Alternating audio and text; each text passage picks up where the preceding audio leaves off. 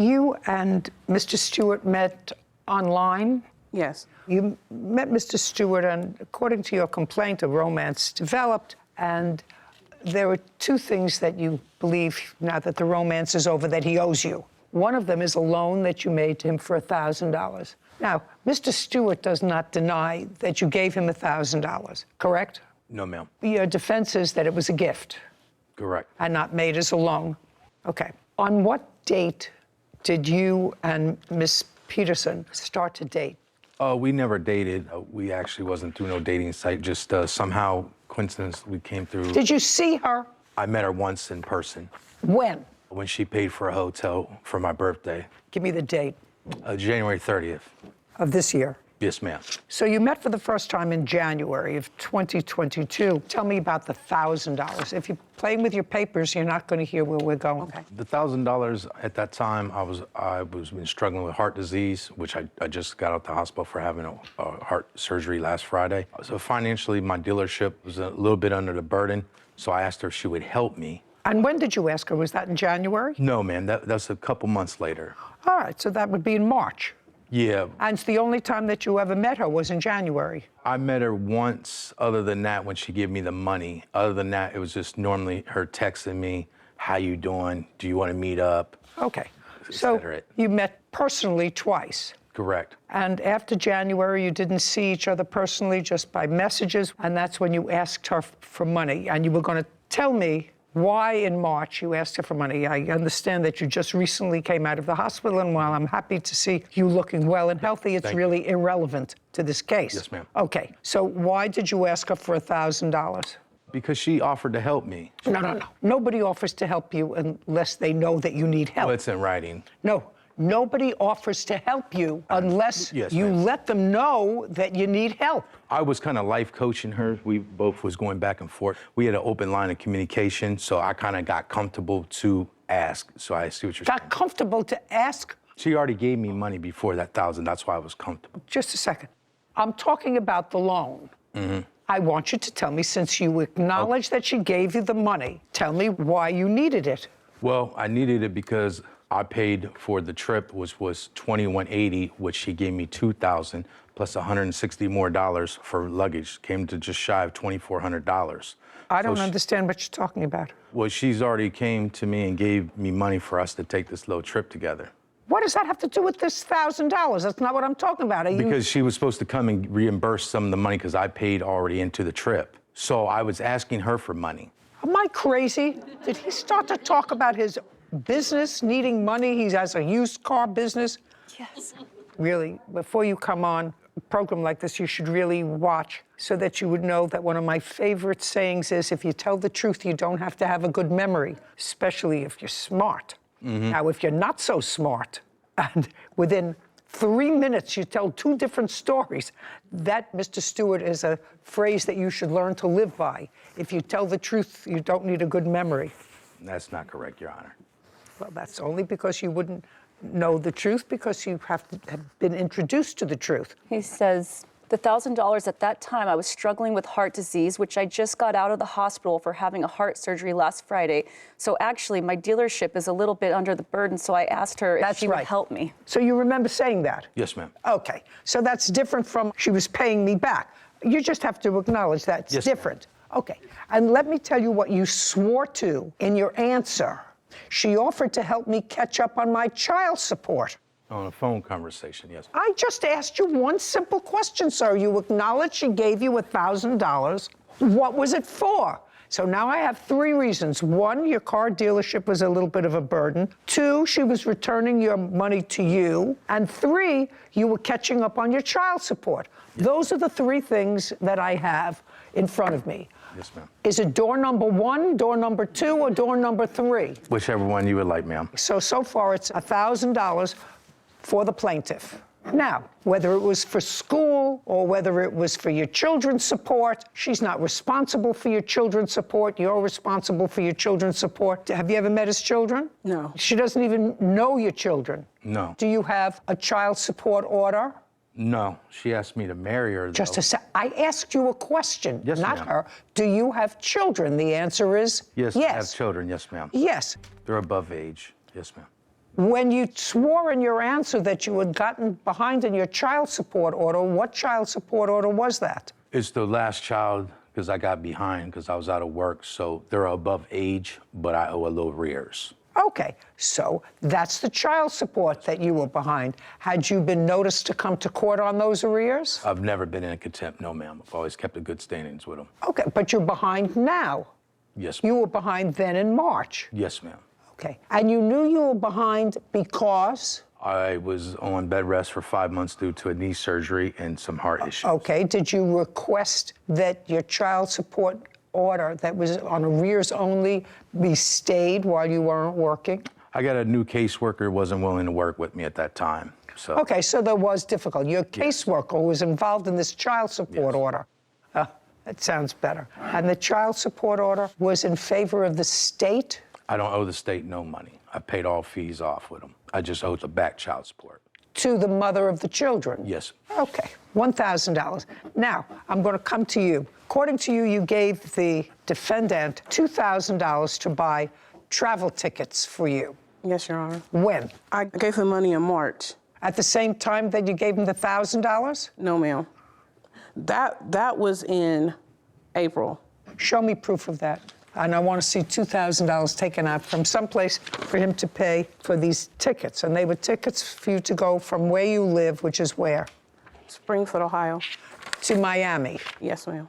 The $2,000 was in March. What were you going to do in March? In March, I gave him the $2,000 to purchase tickets because I asked him, can you get discounts for us to go to Miami because I was going to have surgery. So he told me yes. Sure, so I gave him the $2,000 for that. That's not. Then he said, well, that's gonna be more than that. I said, well, that's all I have for the tickets for me and my daughters. He said he wanted to go, so he was planning on going. Mr. Stewart, Yes, ma'am. on what date did she give you the $2,000 to buy the tickets? It was early March. She could. Yeah, March, looks like March 25th. She gave you $2,000. And when were you supposed to go to Miami? We were supposed to go July 4th, and she. Okay, just a sec. You're supposed to go in July. So you're talking about 4 months later. Yeah, she canceled the trip. Okay. When did she cancel the trip? She canceled the trip about a month later. So she canceled the trip in April. Yeah, and it was a third party, so it's non-refundable. I don't know that at all. Yes, ma'am. Now, just a second. So you're going to have to show me. I didn't borrow it. You borrowed the $1,000. I didn't say you borrowed this $2,000. She gave you money for a specific purpose. Right, she went- Don't speak. She gave you money for a specific purpose to purchase airline tickets. For us. Which you... I don't give a rat's behind for who. She gave you money to purchase. As I did. Airline tickets. As I did. This is not a dance. No, I'm just This saying is I not did. you lead, I lead, you... I always lead. Yes, ma'am. Absolutely. I always lead. Yes, ma'am. She gave you $2,000 to buy tickets. That you acknowledge. The trip was canceled 3 months before the trip. Now, you say they were non-refundable tickets. Yes, ma'am. Show me. I just want to see where you tried to get either a refund or a credit 3 months. And don't speak. You have to show me, because you just said the tickets were non-refundable tickets, and I could neither get money back for them when she canceled it or a credit. And I said, in all that paperwork, show me. It's just public knowledge on their website. I apologize, I do not have it. It's not public knowledge on any website. Judgment for the plaintiff in the amount of $3,000. $1,000 loan, $2,000 for the tickets. We're finished here. Thank you. Wanted to go on a vacation. Taking advantage of me. Was being a little aggressive. Don't even look that way. Now, hopefully, we can just move on with our lives. That on cards to hand out to people as they leave here. If you tell the truth, you don't have to have a good memory. That was pretty funny. That defendant, in the first 15 seconds, told 3 different stories about the same $1,000. Reminded me of a toddler when you ask if they had cookies and it's all over their mouth and they say, no, I didn't have chocolate, I didn't have candy. 15 seconds, 3 different stories. So if you tell the truth, You don't need a good memory. Bro, this case wasn't about love. It wasn't about romance. It wasn't even about money. It was about one person realizing, way too late, that they were being used. Seriously, the moment this guy opened his mouth, I already knew where this was going, because every single answer changed depending on what was convenient. First, I needed the money because my dealership was struggling. 5 seconds later, no, she was just paying me back. Then, it was for child support. Bro, which one is it? Pick one story. Because when someone tells 3 different versions of the same event, that's usually the biggest red flag of all. And Judge Judy caught it immediately. Honestly, that's why I love watching her. She doesn't need some CSI investigation. She just lets people talk, and eventually, they expose themselves. Now here's something that really bothered me. This woman met this guy twice, and somehow she ended up sending him thousands of dollars. Come on, I don't care how nice somebody sounds online. I don't care how many motivational quotes they post. I don't care if they call themselves a life coach. You don't hand over thousands of dollars to someone you've barely met. That's not kindness. That's dangerous trust. And unfortunately, there are people out there who know exactly how to take advantage of people like that.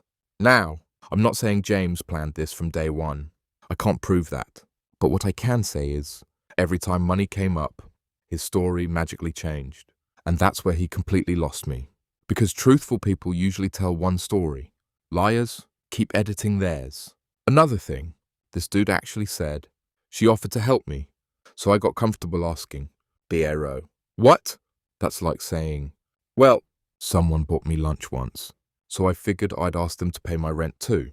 That's not how adulthood works. People helping you once doesn't make them your personal ATM. And don't even get me started on the trip money. She gives him $2,000 to buy airline tickets. The trip gets cancelled months before. And somehow, the money is just gone. Seriously? Where are the airline confirmations? Where's the cancellation policy? Where's the refund request? Where's any proof? Nothing.